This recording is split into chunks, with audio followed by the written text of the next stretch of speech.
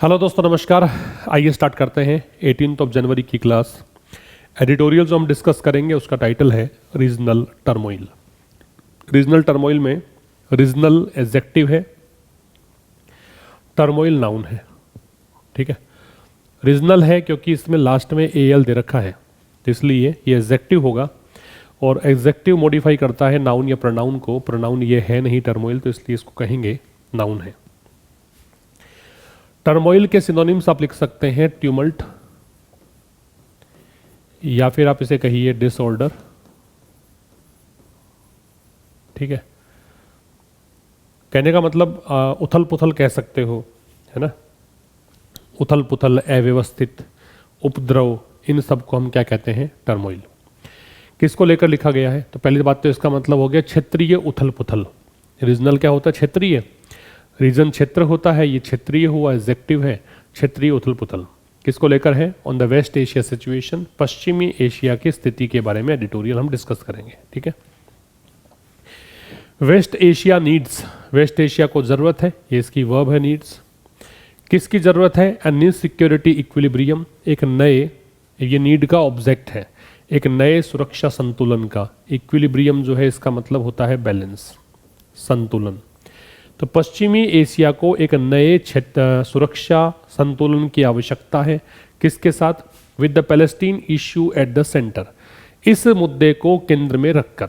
ठीक है, फिलिस्तीन वाला जो मुद्दा है उसको केंद्र में रखकर यहाँ इसको जरूरत है किसकी? सिक्योरिटी इक्विलिब्रियम की, मतलब सुरक्षा संतुलन की। ठीक है, ये तो हो गया इसका मतलब।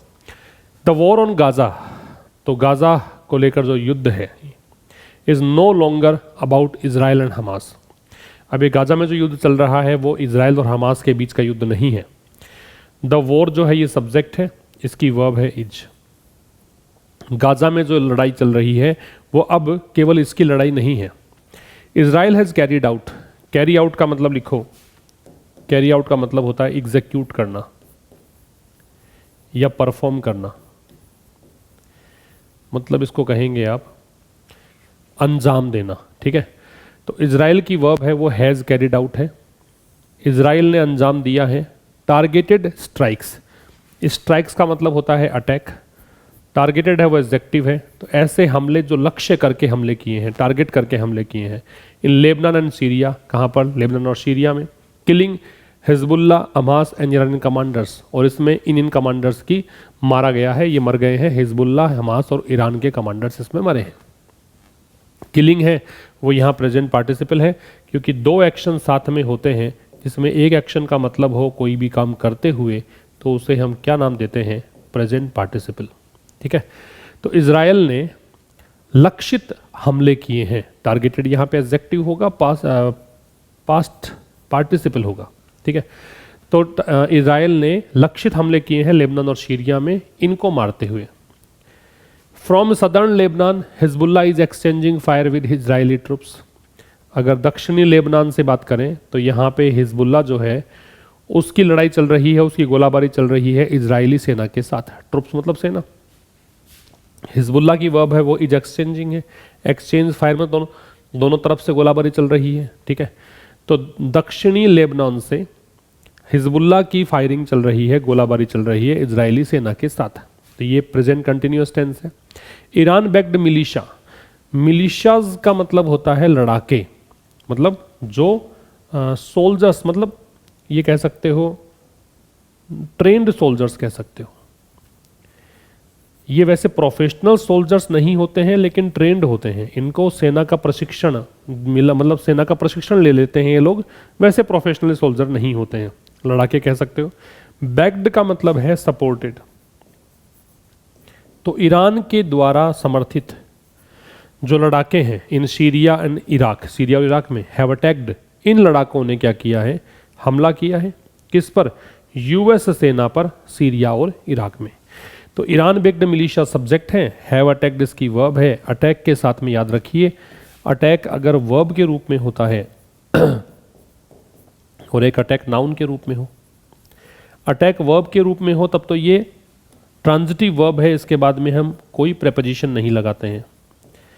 और अटैक अगर नाउन के रूप में हो तो इसके साथ में हम क्या लगाते हैं, ऑन लगाते हैं, याद रखिएगा, ठीक है। तो ये हो गया पहले स्लाइड में, स्क्रीनशॉट ले लीजिए इसका।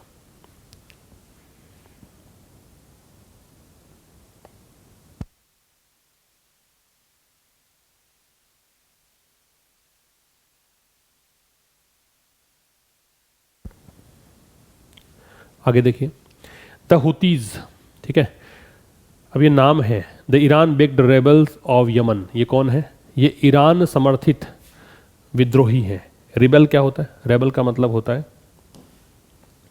एजिटेटर,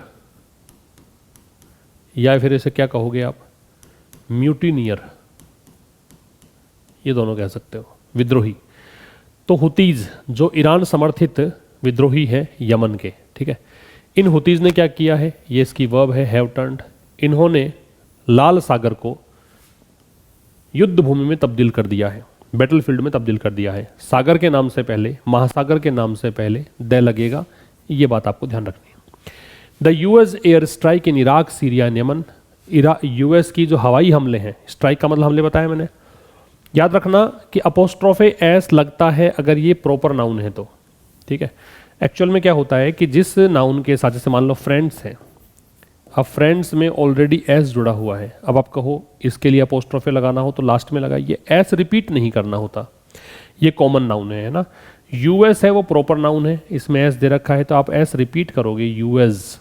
तो यूएस की जो एयर स्ट्राइक्स है इराक में, सीरिया में और यमन में, seek to retaliate against Shia militias. अब ये यूएस के हवाई हमले जो हो रहे हैं यहाँ पे, इनका उद्देश्य क्या है? सीक का मतलब होता है चाहना, तलाशना, कोशिश करना, डिमांड करना। रिटेलिएट का मतलब होता है फाइट बैक, या इसका मतलब होता है स्ट्राइक बैक, जवाबी कार्यवाही करना। स्ट्राइक बैक कह सकते हो, फाइट बैक कह सकते हो। तो कह रहा है कि यूएस के जो हवाई हमले हैं इराक, सीरिया और यमन में, इनकी कोशिश ये है हवालों की कि ये शिया के जो लड़ाके हैं उनसे प्रतिशोध लेना चाहते हैं, उनके जवाबी कार्यवाही करना इनका उद्देश्य है। As chaos and instability spread. अब यहाँ पे आपको देखना, सीक जो है वो वर्ब हो गई किसकी? इन हवाई हमलों की, स्ट्राइक्स की। कैओस एंड इंस्टेबिलिटी की वर्ब है वो स्प्रेड है। अब चूंकि कैओस, कैओस का मतलब होता है डिसऑर्डर, या फिर आप इसे कहेंगे डिसएरे, अव्यवस्था को बोलते हैं। तो चूंकि अव्यवस्था और अस्थिरता फैल रही है, सुन्नी इस्लामिस्ट मिलिटेंट्स, मिलिटेंट्स उग्रवादी आतंकी, तो सुन्नी जो इस्लामिस्ट आतंकी हैं या उग्रवादी हैं, इन्होंने, इसकी वर्ब है अटैक्ड, इसने हमला किया है ईरान पर, और इसमें 100 लोग कम से कम मारे गए हैं। मारते हुए ये प्रेजेंट पार्टिसिपल है ना, लगभग कम से कम 100 लोग मारे हैं, एटलीस्ट मतलब कम से कम। चूंकि अव्यवस्था और अस्थिरता फैल रही है, सुन्नी इस्लामिस्ट मिलिटेंट्स ने ईरान पे हमला किया है, इसमें कम से कम 100 लोग मारे गए हैं। इसका स्क्रीनशॉट ले लीजिए। आगे देखिए, in the latest escalation. Escalation का मतलब होता है बढ़ोतरी, ठीक है। इसको आप ऑगमेंटेशन भी कह सकते हैं, ऑगमेंट करना।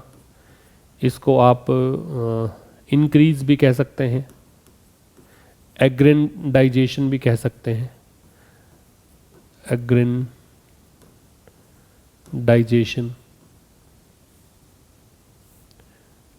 ये सब मतलब होते हैं बढ़ोतरी। तो सीरियस कंडीशन कोई है उसमें और ज़्यादा इंटेंसिफाई हो गई है और ज़्यादा बढ़ोतरी उसमें हुई है, उसको हम कहते हैं क्या? एस्केलेशन। तो इस लेटेस्ट एस्केलेशन में, एस्केलेशन नाउन है, लेटेस्ट एडजेक्टिव है, द डिटरमिनर है, इन प्रेपोजिशन है। तो इस नवीनतम, लेटेस्ट है वो डिग्री, सुपरलेटिव है किसकी? लेट की। लेट, लेटर, लास्ट, एक तो ये होता है, इसमें तो क्या सीक्वेंस बताते हैं हम, और एक होता है लेट, लाइटर, लेटेस्ट, ये बताता है टाइम। तो ये लेटेस्ट जो है लेट की सुपरलेटिव है, लास्ट भी सुपरलेटिव होती है, ये बताता है सीक्वेंस, ये बताता है टाइम। तो इस नवीनतम एस्केलेशन में जो एक नई, एक सीरियस कंडीशन उभर कर आई है, इसमें ईरान क्लेम्स, ईरान का दावा है, ईरान की वर्ब क्लेम्स है। क्या दावा है? टू हैव डिस्ट्रॉयड, कि ईरान ने डिस्ट्रॉय कर दिया है। एन इजराइली इंटेलिजेंस, ये इन्फिनिटिव, परफेक्टिव इन्फिनिटिव है, ठीक है। परफेक्ट तो है ही, हैव के साथ थर्ड फॉर्म टू लग रखा है, तो ये परफेक्ट इन्फिनिटिव कहलाता है, to have plus third form लगाना। तो ईरान का दावा है कि उसने डिस्ट्रॉय कर दिया है इजरायली इंटेलिजेंस आउटपोस्ट को। एक इजराइल के खुफिया आउटपोस्ट का मतलब पुलिस चौकी होती है, सेना की चौकी होती है, इसको आप कह सकते हो क्या, एक खुफिया, एक क्या कह सकते हो, तंत्र कह दो, कोई सिस्टम कह दो, कोई खुफिया कोई चीज़ है उसको कह दीजिए। आउटपोस्ट का मतलब चौकी है, ठीक है। तो ईरान ने दावा किया है कि उसने इजराइल के खुफिया आउटपोस्ट को डिस्ट्रॉय कर दिया है इन इराक कुर्दिस्तान, कहाँ पर, इराक के कुर्दिस्तान में, and training camps of Sunni Islamist in Syria and Pakistan, और पाकिस्तान और सीरिया में जो सुन्नी इस्लामिस्ट है ना, शिया और सुन्नी जो ब्रांचेज होती हैं इस्लाम की, इनके ट्रेनिंग कैंप्स को ध्वस्त कर दिया है इन एयर स्ट्राइक्स, मतलब हवाई हमलों में। आगे कह रहा this is now a classic case, इसको क्लासिक बोलते हैं। क्लासिक का मतलब होता है टिपिकल या इसका मतलब होता है परफेक्ट एग्जाम्पल ऑफ समथिंग, किसी चीज का सर्वोत्कृष्ट उदाहरण। तो अब ये दिस की वर्ब इज है, ठीक है। तो अब यह है दिस है, वो यहां पे डेमोन्स्ट्रेटिव प्रोनाउन है, एक उत्कृष्ट उदाहरण है किसका, रीजनल एनार्की का, एक क्षेत्रीय अराजकता का। एनार्की क्या होता है, एनार्की मतलब लॉलेसनेस, जहां पर कोई कानून व्यवस्था नहीं हो, ठीक है। रीजनल एडजेक्टिव है, ये नाउन है। वेयर, जहां, countries are taking unilateral military measures, जहां देश जो हैं वो एक पक्षीय, यूनिलेटरल क्या होता है, स्वयं से एक पक्षीय, मिलिट्री मतलब सैन्य, मेजर्स मतलब कदम चल रहे हैं, to address their perceived security challenges, किस लिए, एड्रेस मतलब सही करने के लिए, देयर उनके अपने, परसीव्ड का मतलब होता है डिसर्न्ड या नोटिस्ड, परसीव्ड का मतलब क्या होता है, नोटिस्ड या डिसर्न्ड, जो आपने माना हुआ है, जो आप नोटिस करते हो, जो आप ऑब्जर्व करते हो। सिक्योरिटी मतलब सुरक्षा संबंधी चुनौतियां, सुरक्षा संबंधी चैलेंजेस। तो जहां देश जो हैं वो सैन्य कार्यवाही कर रहे हैं, किस लिए, अपने सुरक्षा चुनौतियों को ठीक करने के लिए, throwing international laws and the ideas of sovereignty. देखो ये एक फ्रेज है, थ्रो और आगे दे रखा टू द विंड। अब थ्रो टू द विंड का मतलब है कुछ ऐसा करना जिसमें आपको नेगेटिव इम्पैक्ट जो हो सकता है, जो एक नकारात्मक परिणाम हो सकता है, उसकी परवाह किए बगैर कोई कार्य करना, उसको बोलते हैं थ्रो टू द विंड। तो थ्रोइंग यहाँ प्रेजेंट पार्टिसिपल है। तो अंतर्राष्ट्रीय कानून, संप्रभुता का विचार, ठीक है। संप्रभुता का विचार ये क्या है, ये बेडरॉक है। बेडरॉक का मतलब होता है फाउंडेशन, नींव, इसे बेसिस भी कह सकते हैं, इसे फुटिंग भी कह सकते हैं, नींव, ठीक है। तो ये क्या है, ये नींव है, क्या, ये जो विचार है संप्रभुता का, ये नींव है किसी भी अंतर्राष्ट्रीय सिस्टम का। टू द विंड, इनको मतलब इनकी परवाह किए बगैर, देयर बाई, देयर बाई का वर्ड कैटेगरी एडवर्ब होता है, इसका मतलब होता है इन दैट वे, इस प्रकार से। Risking a wider all out war, risking मतलब खतरे में डालते हुए, वाइडर मतलब अधिक व्यापक, अधिक बड़े स्तर का, ऑल आउट वॉर का मतलब पूर्ण स्तर का युद्ध, ठीक है। फिर समझो, अब ये एक क्लासिक केस हो गया है, एक ऐसी स्थिति बन गई है जो एक उदाहरण है, श्रेष्ठ उदाहरण है क्षेत्रीय अराजकता का, जहां देश जो हैं वो क्या कर रहे हैं, अपने अपने एक पक्षीय मतलब खुद के बल पर सैन्य अभियान चला रहे हैं, ताकि अपने सुरक्षा चुनौतियां, जो वो कह रहे हैं कि हमारी सुरक्षा चुनौतियां जो है, हमारे चैलेंजेस जो हैं, उसको हम सही करने के लिए ऐसा कर रहे हैं। एड्रेस का मतलब किसी चीज़ को रेक्टिफाई करना, सही करना। क्या करते हुए, अंतर्राष्ट्रीय कानून और संप्रभुता का जो विचार है, अब ये दोनों चीज़ें क्या हैं, ये बेडरॉक है इंटरनेशनल सिस्टम का, इसकी परवाह किए बगैर, और इस प्रकार से बड़े स्तर के युद्ध का खतरा पैदा कर रहे हैं। इसका स्क्रीनशॉट ले लीजिए। Just weeks before the October 7 attack, Jake Sullivan, अब कह रहा है कुछ सप्ताह पहले, किससे पहले, 7 अक्टूबर से पहले। जैक सुलिवन ये कौन है, यूएस नेशनल सिक्योरिटी एडवाइजर है, यूएस के राष्ट्रीय सुरक्षा सलाहकार हैं। हेड सेड इनकी वर्ब है। तो 7 अक्टूबर से पहले, अब ये एडवर्ब का काम करेगा, जो टाइम बताने वाली फ्रेज होती है वो एडवर्ब बताती है, ठीक है। तो 7 अक्टूबर से कुछ सप्ताह पहले, 7 अक्टूबर को हुए हमले के कुछ सप्ताह पहले, जैक सुलिवन जो यूएस के राष्ट्रीय सुरक्षा सलाहकार हैं, उन्होंने कहा था कि the Middle East is quieter today, कि जो मध्य एशिया है वो अधिक शांत है। क्वाइटियर क्या है, क्वाइट की डिग्री कंपैरेटिव है, क्वाइटियर, और क्वाइटर की थर्ड फॉर्म क्या होगी, क्वाइटेस्ट। तो ये कह रहा है कि अधिक शांत है किसकी तुलना में, डिग्री कंपैरेटिव है तो देन लगेगा, मिडल ईस्ट की वर्ब है वो इज है, ये क्वाइटर एडजेक्टिव है कि आज वो ज़्यादा शांत है किसकी तुलना में, it has been in 2 decade, जितना कि 2 दशकों में रहा है उसकी अपेक्षा। इट की वर्ब है वो हैज़ बीन है, ठीक है। द अब्राहम अकॉर्ड्स, अब्राहम समझौता, अकॉर्ड का मतलब समझौता है, अब्राहम समझौता जो है were on a strong footing, ये अकॉर्ड्स, ये समझौते जो थे, ये इसकी वर्ब है, वो क्या थे, एक मजबूत आधार पर थे। फुटिंग क्या होता है, बेसिस या फाउंडेशन, स्ट्रॉन्ग है वो एडजेक्टिव है मतलब मजबूत, ये मजबूत आधार पर थे। And Saudi Arabia and Israel were moving closer towards normalisation, और सऊदी अरेबिया और इजराइल जो है वो मूव कर रहे थे अधिक नज़दीक, किसके नज़दीक, नॉर्मलाइज मतलब सामान्य हालातों की तरफ, ठीक है, सामान्य हालातों की तरफ ये मूव कर रहे थे। टुवर्ड्स वो प्रेपोजिशन है, ये प्रेपोजिशन का ऑब्जेक्ट है तो ये नाउन है, ठीक है। और क्लोज के साथ में वैसे भी टू या टुवर्ड्स ये सब लगता है। तो ये रहा आज का इस एडिटोरियल में हमने डिस्कस किया एशिया के हालातों के बारे में। कल डिस्कस करेंगे एक नया एडिटोरियल ठीक शाम 5 बजे, तब तक के लिए नमस्कार, थैंक यू वेरी मच।